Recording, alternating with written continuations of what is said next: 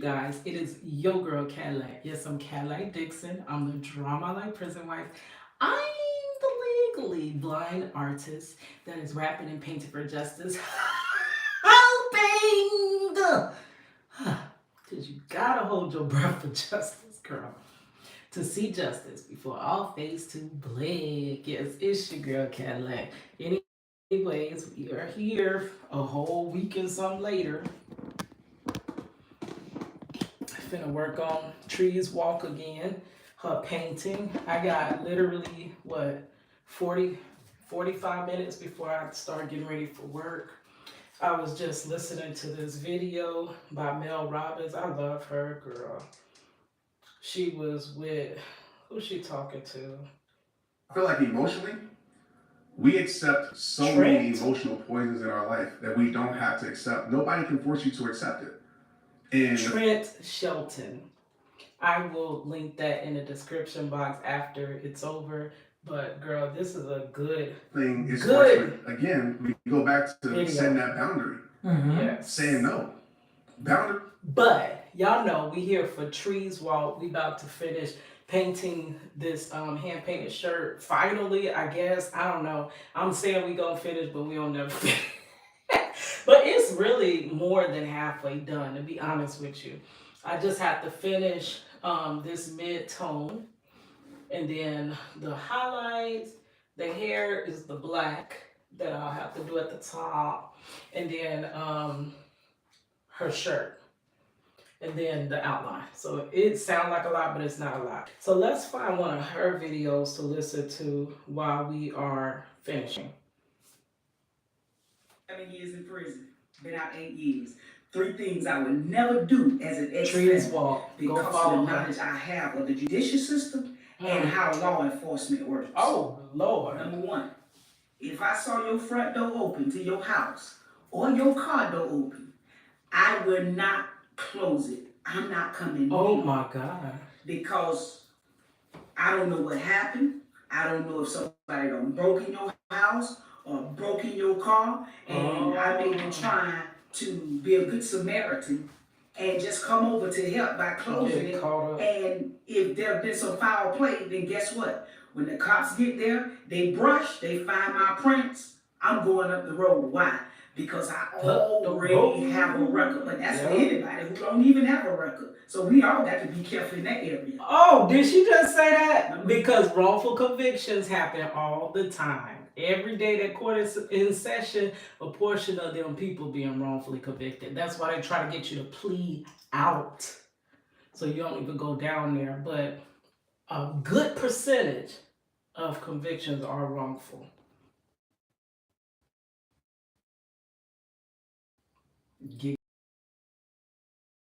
Case, a duffel bag, a box, or anything on the side of the road, on the sidewalk, wherever, I'm not going to open it.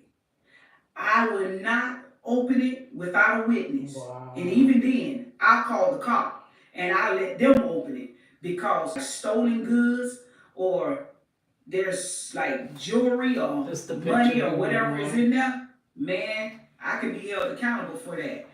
I remember one time when I did break in the house and had a duffel bag on me and was running from the cops. I slung it across the gate, jumped across the gate, and they were so on me with the dogs, I kept running and left the bag there. I don't know what happened to it, but I know that things like that can happen. So if I saw a bag or something like that, suitcase, I don't care how tempting it may be, I'm not going to touch it. I'm not going to open it. Now, I might stand there and call the cops and say, hey, there's a suspicious bag here, or there's a suitcase here, or there's something, sitting in the middle of the sidewalk, looking a little suspicious. Maybe you want to come and check it out. But I'm going to wait till somebody get there, or maybe there's a witness that come around. Maybe that person that comes can open it, but I'm not going to open it. I'm not getting my prints on nothing.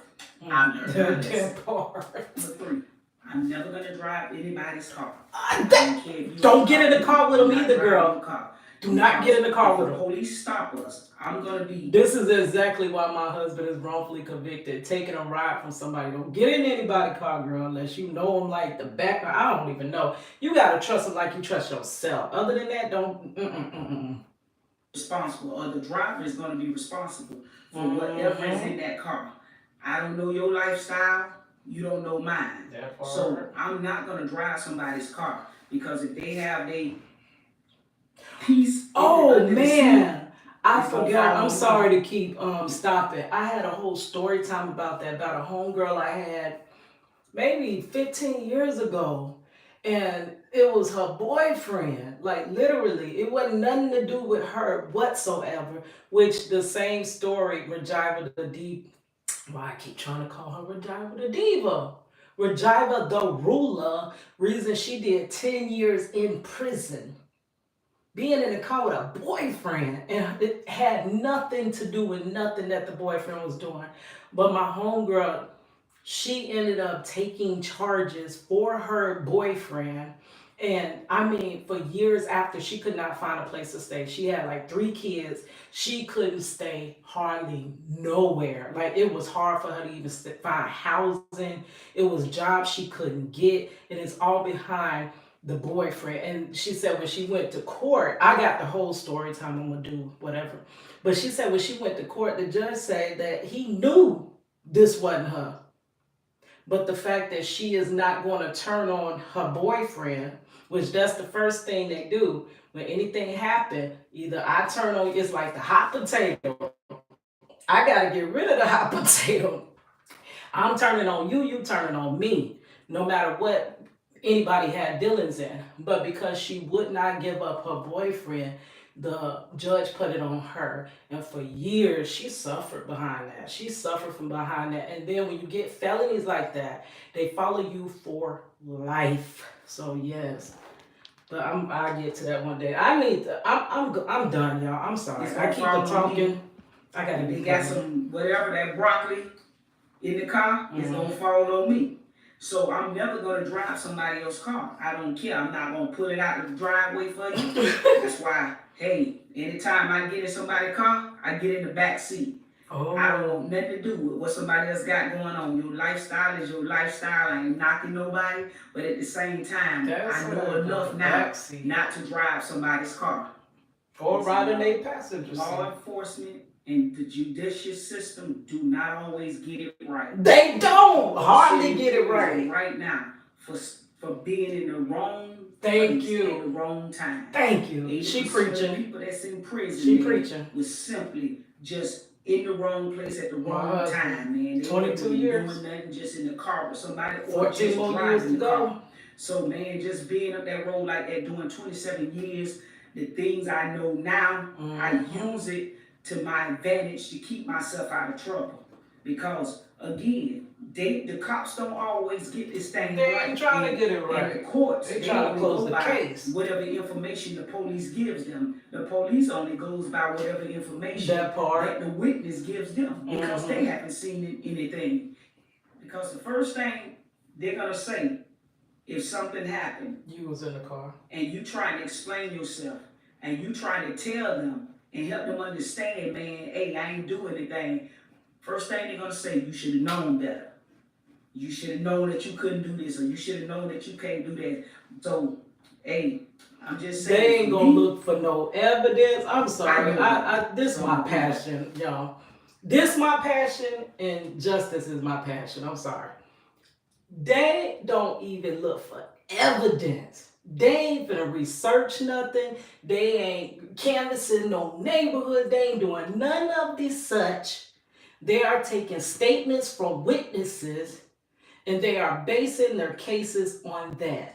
Now, witness, just because you a witness, does that mean that, oh, you had nothing to do with it and you're not trying to get it off of you, the hot potato off of you, and onto someone else? They don't take none of that into account. They take them statements and whoever gonna turn on who gonna take the plea out of it. This is a game. Told y'all, it's a game. So that's how it's gonna go. Who gonna turn on who gonna take pleas, who gonna try to take it to court and get caught up. Cause you don't never wanna really go to court like that. Though we have the right, quote air quotes, we have the right to fair trials and such, but not really, girl, but for entertainment purposes and educational purposes and stuff like that. You have the right, but girl, Watch what happens when you enforce your rights, like my husband. Be up the road. Hey man, y'all like this content, you know,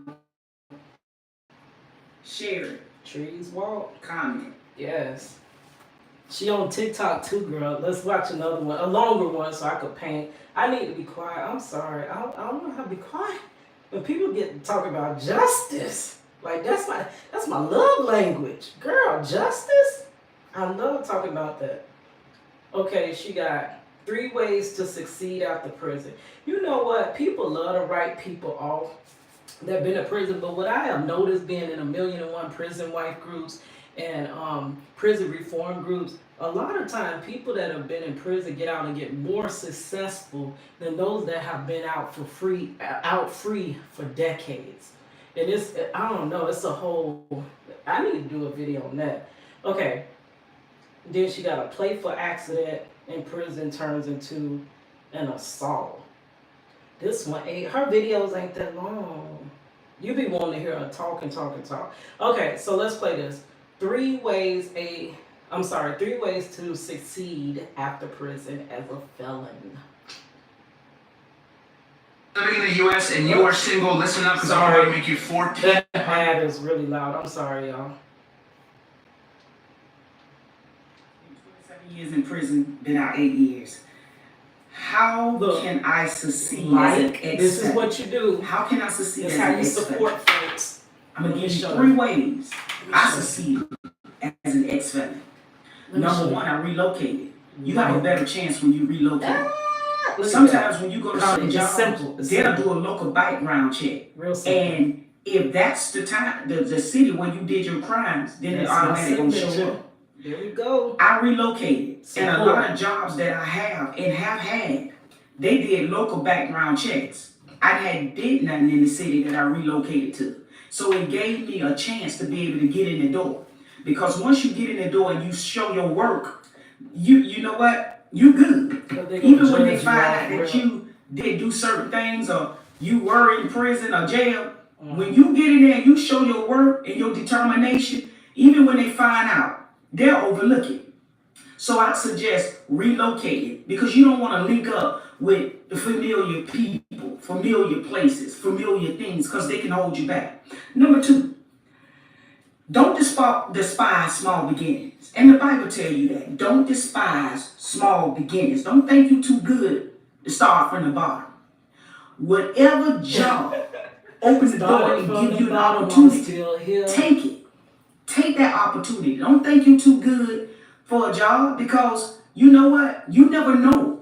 You never know what door you walk into that's going to actually give you that chance that's going to open up other doors. So never think you too up here that you cannot stoop down here to take out trash or flip a burger. If the opportunity to open up, take that opportunity. Because if you're determined to be on the right track and make your money, it don't matter where you start from. So do not, despise small beginning. Number 3, seize the moment. Make it your focus to bloom when you are planting. Seize the moment.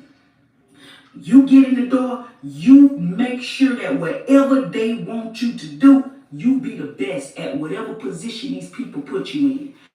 Be your best. Make them regret that they even hesitate to put you in the position. You got to prove yourself in a way like you never have before. No matter what position you in, you seize the moment.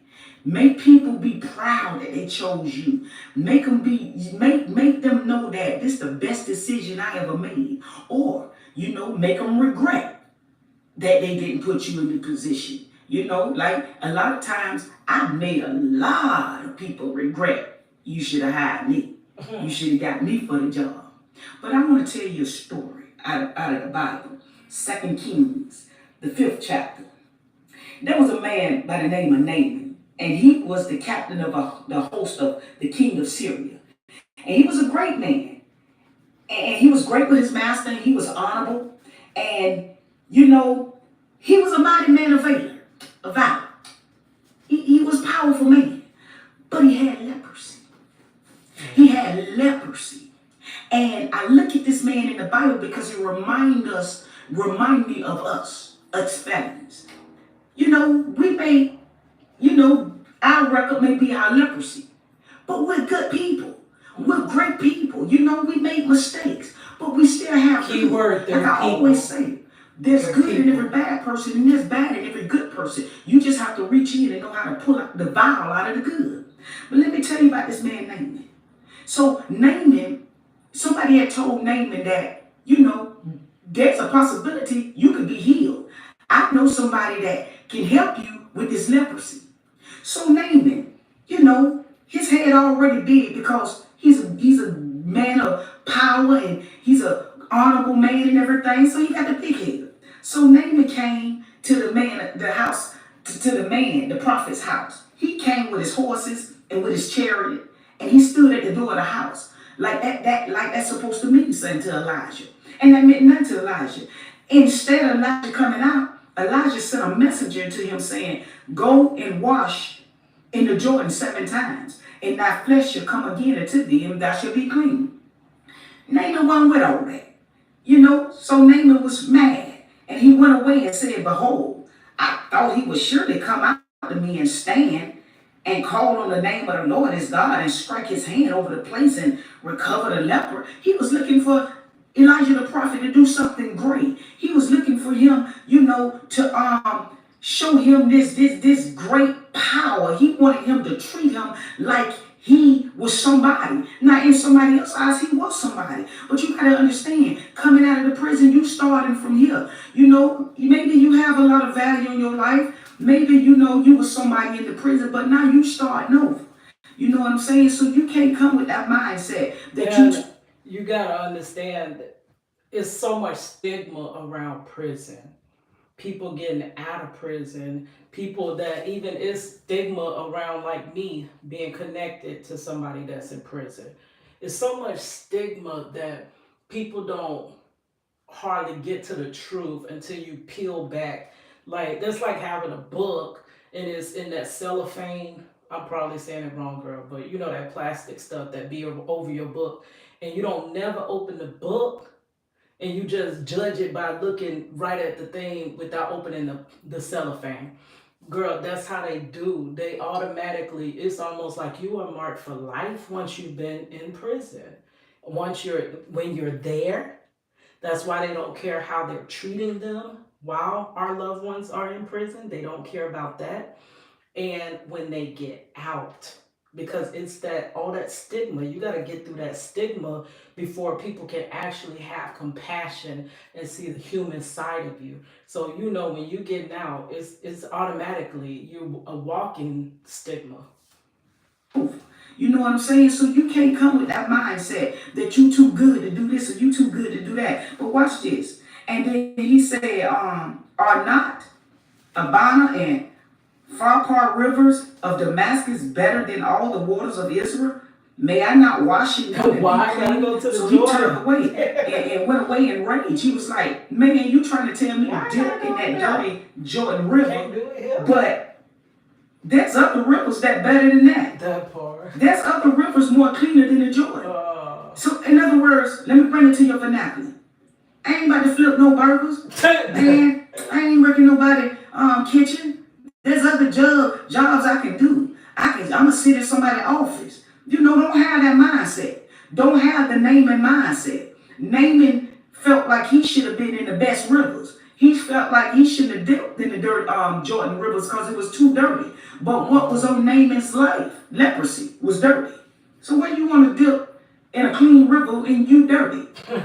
So anyway, his servants came near and spake unto him and said, my father, if the prophet had bid thee do something great, some great thing, wouldst thou not have done it? How much rather then when he said to do thee, wash and be clean? So if somebody had offered you office job, you would have taken it. If somebody had offered you some other type of job than flipping burgers and taking out trash, you would have taken it. Do Because they why? flip You the think burgers? above the dirty job.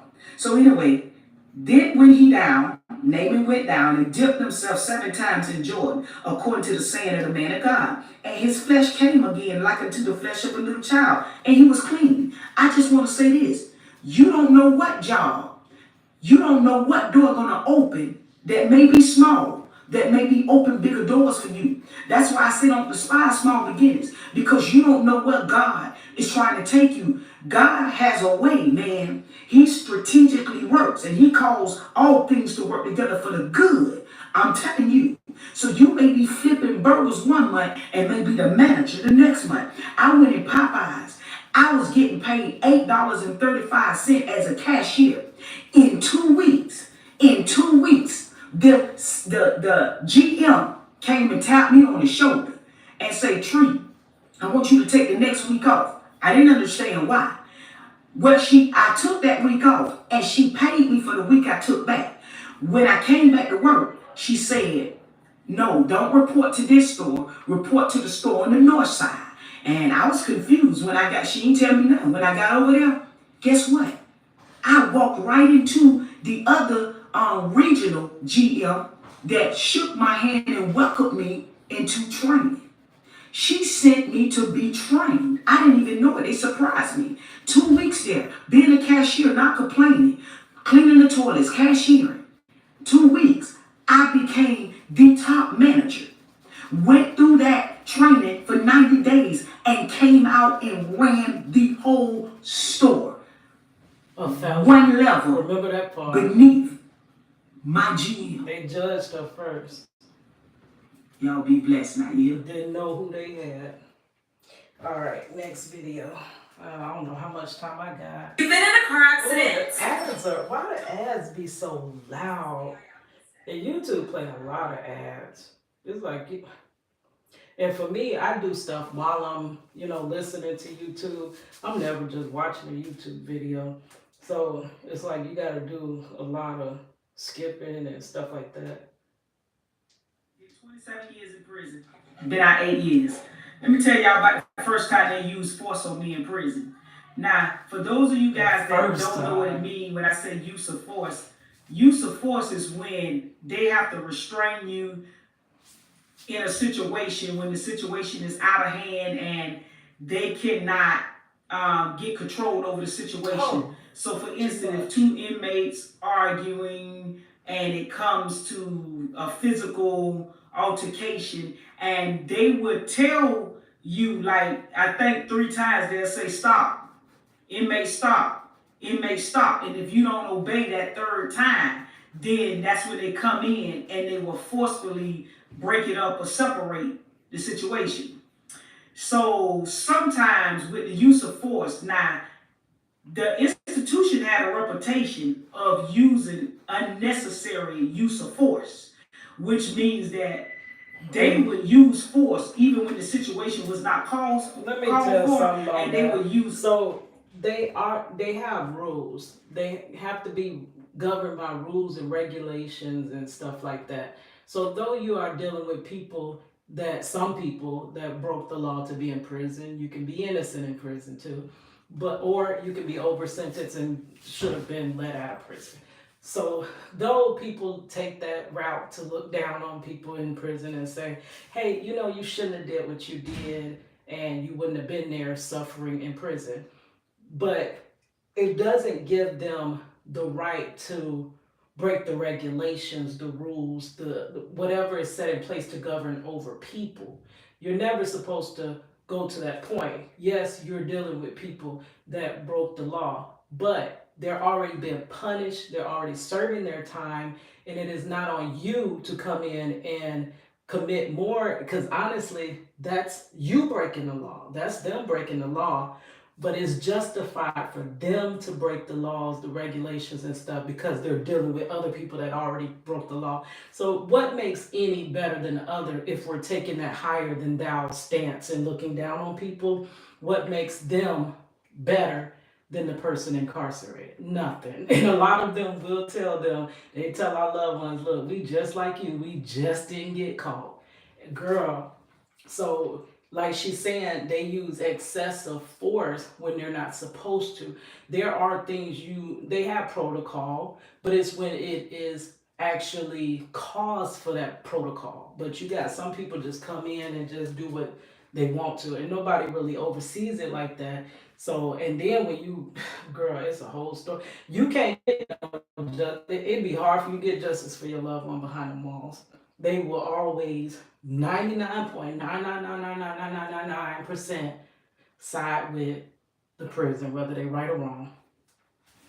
For, and they will use unnecessary force in a situation that they didn't even have to use force Just because they or that can. type of force either. They will. So, say for instance, if somebody fighting or somebody, physical altercation or whatever it may be, they'll come in, the guys, and just pick the inmate up and slam the inmate, and you didn't have to do all that. All you really had to do was get between it and just separate it and handcuff them. But instead, you come in with some They did it because it made them anger feel better. that you want to take out on the inmate. Yeah. So you just wind up just taking that inmate or that stress or that anger out on the inmate that day because the officer that came in having a bad day. And sometimes they do that. So there's a lot of inmates that has been unalive because of use of force. And there's a lot of inmates have been paralyzed because of yes, use of yes, that's exactly what I was going to get into. There's a woman at Lowell Correctional Institution that was serving time, and they did that. Her neck was broke, and she's now a paraplegic.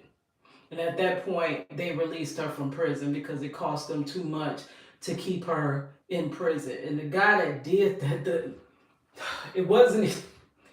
he didn't even get in trouble for that. He got in trouble for some stuff he did with some kids. So he already had some stuff he had going on, but that's what he ended up really getting in trouble and getting time for. He got nothing for taking that lady's livelihood. And it's because she's an inmate and shouldn't have did what she did. But you're not God. You don't have the right to break that. I cannot stand this system. This is why we want reform. Because we understand it has to be crime and punishment. You have to be punished for things that you did do.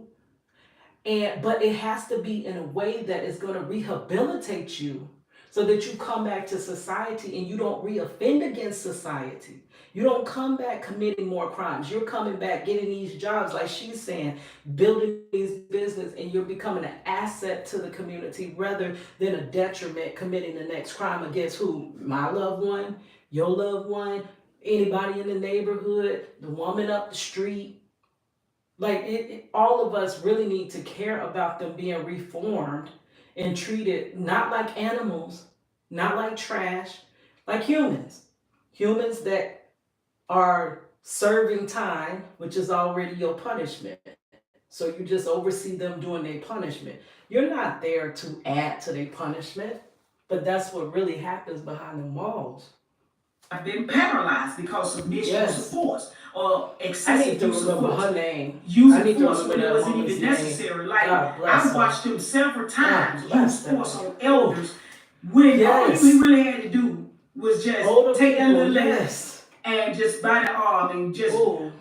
walk Could be her your right mama. on to the holding Could be your cell auntie. confinement. Instead, you take her, Mhm. slam her out of her wheelchair, and do all this And they unnecessary justify use it. of They force, always cuffing her up, and justify that's it. unnecessary. Always But let me tell you about the justify. time they use force on me. Now, Mhm. 9 times out of 10, when the officers use force on inmates, the inmate gonna wind up hurt. If they don't wind up unalive, and they'll tell the story, the institution will cover it by never saying find natural out causes or saying part. that it was necessary that the officer use that type of force. Mhm. And Yep. when the And you'll officers never get want the to use truth. that type of force because they just nasty and that's their attitude, they would make like the inmate actually try to buck or fight against them, and that's why they had to take it to that next level of use of force, which do not be And the they truth, because I've watched a always lot get of unnecessary and justified. excessive uses of force that was not really necessary for them to go that far with it. First time they used force on me, I was had gotten into a fight with this inmate, and first of all, it wasn't my fight. It was me and my homegirl was standing at the canteen. And the girl was mad with my homegirl. And because my homegirl, I don't know what they had gotten into, little dominant girl, they had gotten into something. But anyway, my homegirl had done left and went somewhere to do something. So she saw me walking by myself, and because I was laid back and quiet, pretty face, she thought, okay, see, my homegirl looked real rough. She looked like a little boy for real. See, I always had this soft, little cute face. So she said, oh, she figured I was the weakest link. So she came at me because her anger was misdirected because she couldn't get to my friend. And I didn't even have a problem with this girl. She just came at me because she couldn't get to my friend again.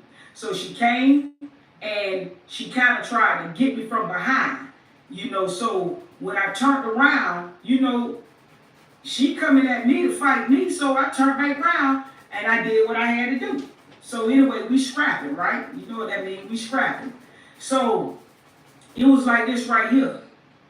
I was getting the best. So we went over there and we went by some type of door, and there was a lot of little rocks on the ground, like a little alley with a lot of rocks on the ground. So when I was over there and we was throwing hands and everything, I had that guy, she like dropped her head. So I was throwing them. And as I was walking and throwing them, I slipped on the rock. When I slipped, I went back and I caught myself like this on my hand, pushed back up, came back up, kept throwing, right? So the officers.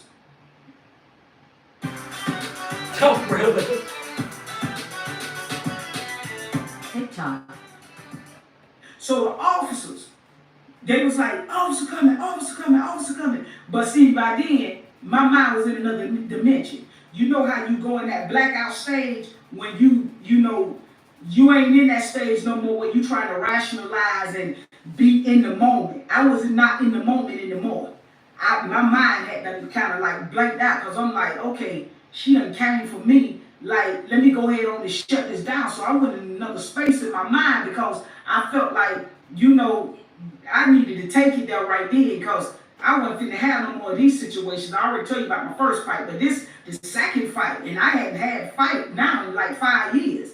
So I was like, let me take it there, because I'm at another institution. Now the first fight was at the first institution when I first got to prison. Now this is another institution. This 5 years later, this at a new institution. So I don't have a name made for myself at this institution. And this is the first time I've been tried at this institution. So I'm like, okay, it's time for me to, you know, go ahead on and let them know that, I'm not finna do my time being tried. So I done went in this space. So I'm in it now. The officer's talking, and I ain't hearing what the officer said, man. I'm just in my, I'm in my element right now, man. I'm doing what I gotta do. So he's like, inmates, break it up.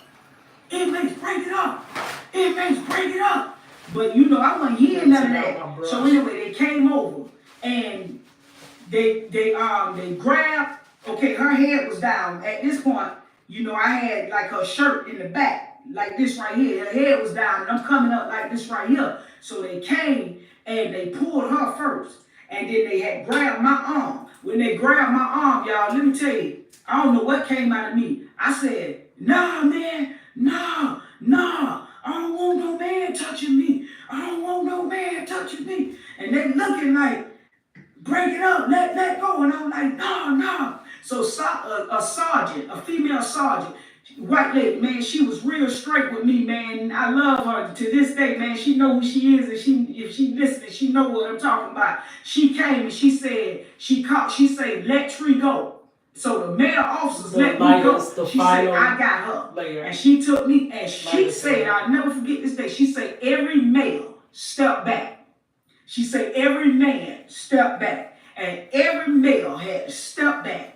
And I said, I don't want no male touching me. I don't know what was coming out of me. Y'all, I was like, no, I don't want no male touching me. See, I had started having flashbacks about stuff I seen happening with my sister. I had clicked out, y'all. I went in another space. And I was crying, I don't want no male touching me. No, I don't want no male touching me. So she made them step back. And all the ladies came. And I said, I want all women around me. I cuff up them. When all the females came, I cuffed up. went on to confinement. But man, I just want to say, man, being in there, first I want to give thanks to God because you know what? God showed me favor even in that. He had his hand so on me. I was so covered that God wouldn't even allow them to use force on me the way that they would do on any other inmate. They had to slam the girl I was fighting. They pulled her and slammed this girl. And it's like they hesitated when they came for me. Like they grabbed my arm, but it wasn't forceful. Like they just did me like this. It's like everything was gentle and slow motion. And it's like God stepped in like, you ain't gonna hurt this one. You know, we all God's creation, but we're not all God's children. We all God's creation. Now, the ones that, come to him and accept salvation, those are his children when we make him our father. But we're all his creation and he loves us all. But I just want to thank God that day that how he covered me and he was like, no, man, that's mine. You're not going to hurt this girl. You're not going to hurt her. And he covered me even in that. You know what I'm saying? But I just want to say, man, in that prison place, a lot of stuff will come at you that you don't even know you have. And I didn't know at the time that I really disliked it. Men the way that I did until that moment right there. And God had to do a healing in my heart from that point on. Because I didn't even know it until it came at me. When they came for me, some stuff went back in my childhood. I flipped out. I saw the trauma come up and, God had to do a healing in me. So I just wanted to share that with you guys, man. Y'all continue to pray for me and y'all be blessed. It looks like the Fed has just declared I guess it war is on about my Americans time. again. Let's see, Because if they is it force us time into for one more. I got 10 minutes. So I gotta get to work. Let's play one more because hers aren't that long. A playful accident in prison turns into an assault. Did 27 years in prison. I've been out 8. Man, let me tell y'all about this time. They charged me with assault with a deadly weapon on an inmate in prison. All right, we was in the dining room, and me and this girl, we had some words, and we was okay. We wasn't buddy, but we was okay at one point. So we was in the kitchen, and I think we was working in the kitchen at the time. And anybody that's been in culinary in the kitchen is frustrating. But anyway, okay. We had a few words and I was done with it. She was done with it. So anyway, she was over there in the corner talking to her friend. And, we had to squash the situation. Oh, where'd her sound go?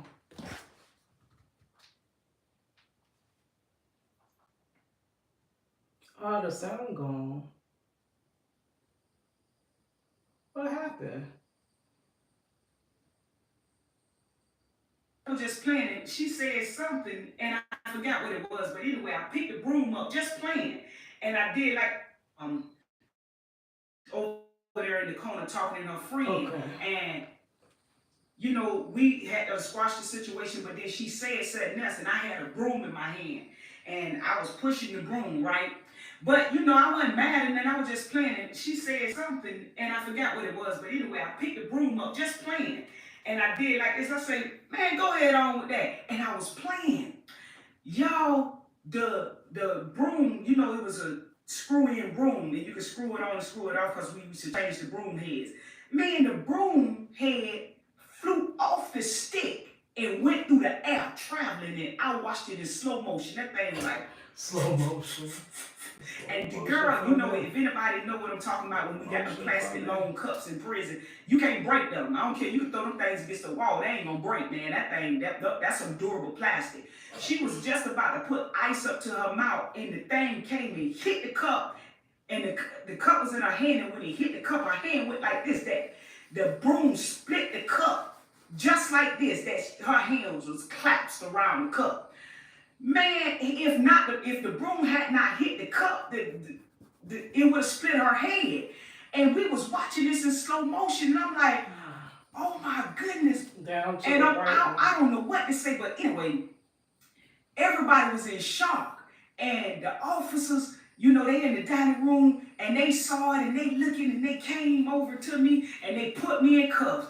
Man, they took me to confinement. Now, mind you, y'all, they had just passed another rule in classification saying that anybody come to confinement with assault with a deadly weapon or assault, period, automatic CM. Automatic CM. Now, I told y'all about my first CM story when I first went close management, where you do all that time in confinement. Remember, I explained levels to y'all. Level 6 is the 6 to, level 3 is the 6 to whatever months, and level 2, 12, whatever, and number 1 is 16 months or 2 years or whatever. I explained that to y'all in the other video. They made him do, what was that? I think it was that level 2, they made him do twice. And they said it wasn't really no reason, it's just he moved down too fast. Man, them people put me in confinement. So I'm in confinement. Next thing you know, it wasn't even 24 hours. One of the ladies, the lieutenants, no, a sergeant came and read me the DR. I'm in and I'm like, oh my goodness, this thing is real, man. I ain't mean it. And I was trying to tell them I ain't mean it. So she read me the DR, and she was like, man, you know, they CM and automatic CM and you just got out of CM. I said, I know, man, I know. So listen, after she read the DR, I was waiting on my property. I have my property in there because when you go to confinement, it takes. That's almost CM. I don't know about for women, but for men, that was locked down. Like that was just lockdown. And then you go back to visiting behind the wall, like through a thick old glass. That was so weird because Money, when Marcella did go to see him, she hadn't visited him like that since she was 9 months old when he first was wrongfully convicted at the 33rd Street Jail. So years later, when I think she was wanting to go see her dad for her 16th birthday, and he ended up in close management, see him like she's saying. And it was because of prison riot. Had basically, that's a whole nother story. But we were planning to go see her dad and found out he was in CM. So when finally, once you get out that first level, because there ain't no visitation, there's like one call a month where they pass around the phone or whatever. And if you miss it, too bad, so sad. I could be at work. I was at school. I could barely catch that one call, call a month. And then I think when you move down to the next level, that's when you could do, I think you get one visit, I want to say a month. They do it on an off-brand day. They visit on freaking Thursday. You know how hard it is to get up the road on a Thursday with traffic? Girl, but I did it. I'm a rider, for real. I'm a rider. But that first time that Money seen her dad behind that glass and she was 16 years old, she said that hurt her so bad. And she was like, it looked like they were, because the other guys that was sitting there waiting for their loved ones to come or their loved ones already left, it was like she was like, what are they doing? Like they weren't acting normal. Some people don't get institutionalized, but some do. You're going to carry something from that place. That's not normal for a human to be caged. It's not even normal for an animal to be caged like that. So for a human, it's really not going to be something normal where you can stay completely who you are if you were free. And she was like, oh my gosh, this looks like a pound.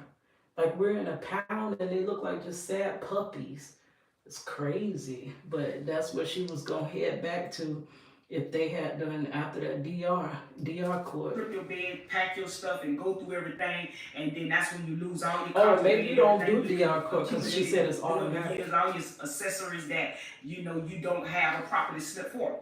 So anyway, I'm laying in there. It's just a cold cell with a mattress, and there's nothing else in the cell. So I was discouraged. I was so defeated in my spirit. And I was like, hey, man, I ain't mean it, man. Lord, I ain't mean it, man. So, man, I was hurt. I was broken. So I laid on that mattress. And I did like this. And I pulled my shirt over my head like this. And I started crying. And I started praying to God. I was in tears. I said, Lord, I didn't mean it. Lord, I was just playing. I know I ain't have no business slanging it, but I was really just playing. Like I didn't have no motive in my heart to hit her. I didn't have no motive in my heart. God, I wasn't even angry when I did it. Now let me tell y'all something. The Bible says in 1 Samuel 16:7, for man looketh on the outward appearance, but the Lord looketh on the heart. Now, you know, according to the officers, because we already inmates, we already in there and guilty of something. We guilty of everything. So anytime you do something, they're gonna look at you like you guilty anyway, whether you meant to do it or not. And you not still just guilty, them, according to the man, loved ones too. according to those They officers. But think listen, when I tell you too. that God looketh on the heart and God know that I didn't mean it. See, they was already judging me about the situation. They was already judging me because it was assault with a deadly weapon. They was already judging me because I'm already in prison. They was already judging me because I already got a number and a name tag and I'm already an inmate and the judge already found me guilty. See, while they was judging me Rightfully like or that, wrongfully. you know, I was crying out to God because I'd rather be in the hand of God anytime than to be in the hand of man. So I'm sitting there and I'm crying. So they did that DR hearing quick. Guess what? The next day, the lieutenants, two lieutenants came and they called my name and they told me to come to the door. So I came to the door and they read the DR. Usually it take about 7 days for them to come and do a DR. So I'm like, I'm scared. So they read the charge and they ask me what I plead. And I say, I plead not guilty. And they asked me for an explanation. I started explaining. I say, man, you know, I didn't mean it the way that they put it. And, you know, I'll admit I did pick up the broom, but I admit that my intentions and my motives was not assault with a deadly weapon. I was just playing, and this is how it happened, and I explained it. I just did like this, and I was playing. So I was basically kind of admit, but I was still saying I was not guilty because I was judging myself like God judged me. I was judging from my motive. I wasn't judging from my action. Yeah, according to me throwing the broom, that was my action, but in my motives, I was not guilty, and I pled not guilty. And so I want y'all to know that they told me to step away from the door, and they stepped away to the side where I stepped back. They called me back up. They say, inmate, we find you guilty, but we gonna sentence you to work detail. Now, work detail is like 15 to 20 days. Wow. You go with the inside ground officer. All right, guys. So we got to wrap this up. I don't know why on the as I'm looking at it on the screen, the colors are translating to be so much darker than they really are in real life. Because see, as I'm looking at this shirt, it honestly does not look that dark. But through the screen, it looks like I'm using the darkest colors I can find, but that's not actual. So later, I don't know if it'll be tomorrow maybe, because I work evening tomorrow. We'll get in the hair, and then we're going to start drawing in the face. And after that, it's pretty much a wrap. We'll be packaging it, shipping it off to her, and hopefully she gets it and enjoys it. All right, guys. Here's your girl Cadillac.